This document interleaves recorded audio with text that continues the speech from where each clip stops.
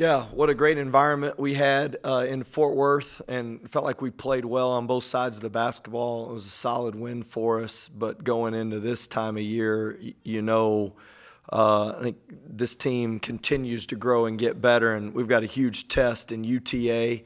KT Turner, the head coach, has got a ton of experience at a lot of different levels, done a fantastic job, I think, with this team. And they've added a pretty significant transfer here that I think can really leverage the game. They got a great team. UTA has played in a lot of close games and played tough opponents on the road and played them well. So they'll come in here with a very great plan, and we're going to have to play our best in order to win.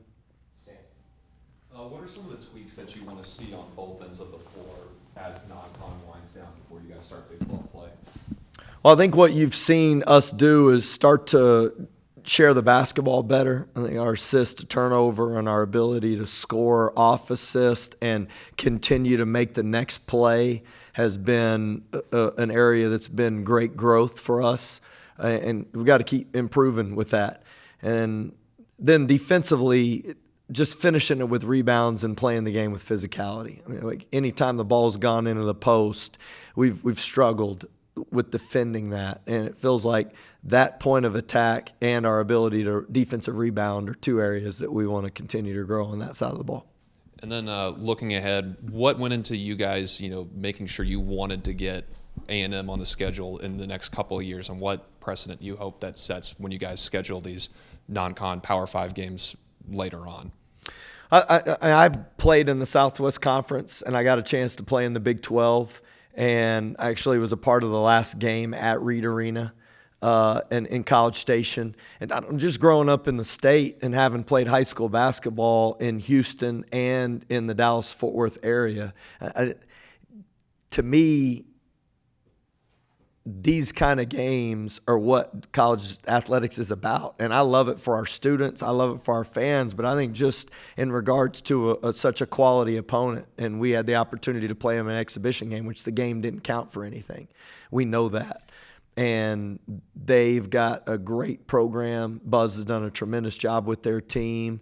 And to have that quality of opponent in state that you can get in a home and home, I just think it's great for everybody.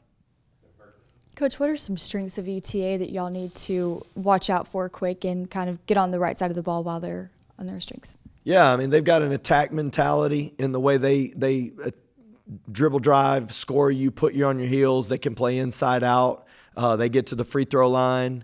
And so really it's how do you handle that wave of aggressiveness that they have. And at the point guard position, they've improved and with the addition. So really it's just how do you stand your ground early against them, and then how do you get to the free throw line? How do you put pressure on them, because they do have an activity level. They've changed defenses quite a bit. They're doing different things. How do you handle the changes that they make and stay aggressive without turning the ball over?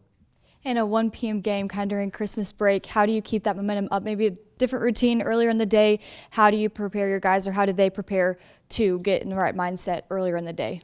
Yeah, I think our team practices earlier in the day, so I don't think that should be a bigger problem. It's just, you all know this. This game is a game right before you leave for the holidays that you can have your mind going in a couple different directions. So there has to be an extreme singular focus that we're playing a team that I feel like is one of the best opponents we've faced this non-conference schedule. And they're a team that has such quality players offensively, and they know how to play on the road. So they're not going to come in here and be shocked by anything. So I genuinely mean this. We're going to have to play our best basketball to win. Talk about the growth and who has made the biggest jump from practice at the beginning of the year to playing now, and who has made the biggest impact in your mind? We've had a lot of continued growth. I mean, if you talk about the beginning of the season, to see Joe Toussaint do what he's doing and at the rate he's doing it, I think you'd have to start with him just because of the amount of responsibility he's got for our team and how he's delivered and his toughness and the way he's competed and the way he's shared the basketball and scored. I mean, his numbers are up just about in every category from his career. And then recently, you know, you got to start with Kerwin. He's embraced the defense and rebounding part of the basketball games and really made an impact on us. As this, you had that hard test in Fort Worth and now making for UTA, where is the team in your mind? Are you getting closer where you're feeling a little more confident about where the team needs to be in preparation for Big 12 play? Or do you still feel like you still have a lot to work on? Well, I mean, I think it's obvious we've got a lot to work on. We're not anywhere near close to where we need to be in order to compete for championships in the Big 12, and it doesn't mean that we can't get there. This team showed continued growth.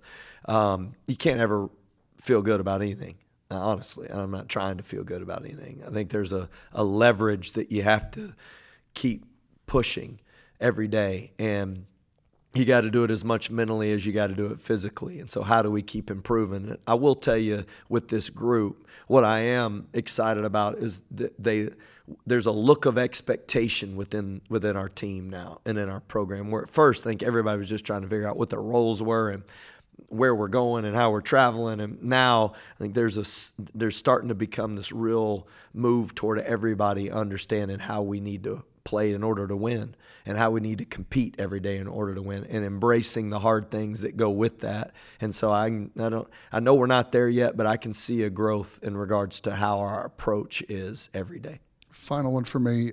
Coach McGuire was talking about having the slam dunk contest. Were you, in looking at some of these highlights from some of these players coming in for the football team, anyone you want to kind of sneak over for some practice over here?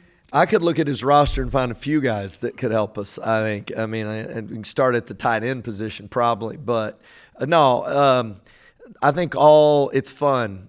That's what's fun about being a part of Texas Tech Athletics is you got amazing people. Joey being, one that you can't help but love his energy and his approach is how does he help? You're walking out of here and he's leaving National Signing Day and had, I think, one of the greatest classes we've had and such momentum, having won a bowl game, and we played the same night and just love being a part of it. He's asking me how he can help, just a genuineness to it. And so it's fun to see the momentum, but definitely there's plenty of athletes that could play basketball, but let's be honest, everybody wants to play basketball. You've alluded to him a couple times. I'm guessing the transfer you're talking about is Philip Russell, made his debut Saturday. How much film did you see on UTA before that game? And then when he made his debut Saturday, how much did that change what they do? Yeah, I mean, we actually watched him a lot in the summer, when transfer start coming out, and we watched – and then they ended up with him, and we knew in scheduling this game, not knowing what the NCAA would do with two-time transfers, like how would they in everybody's waiver, and you're starting to see now it's completely changed. So in looking at the schedule, he was a big part of understanding that he could be a part of this game.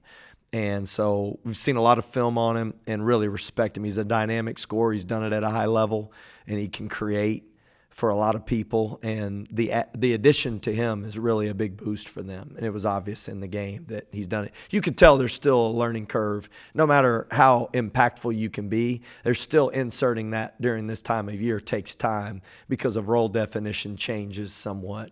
But it doesn't look like they were really struggling in regards to adding him, and I know he'll be a big impact on this game.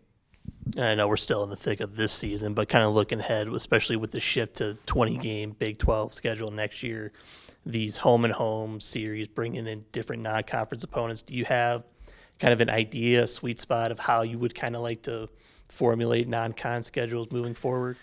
Well, a big key to that, as you know, is you got to start with what MTE responsibility you're going to try to base your whole schedule around. And to me, that kind of is the foundation to the non-conference schedule. And then we still have a year left on the Big East that we'll have a home game for that, hopefully. So those two things being the center of it, and then determining from those two games or those two scenarios, then you kind of want to build your schedule off of that.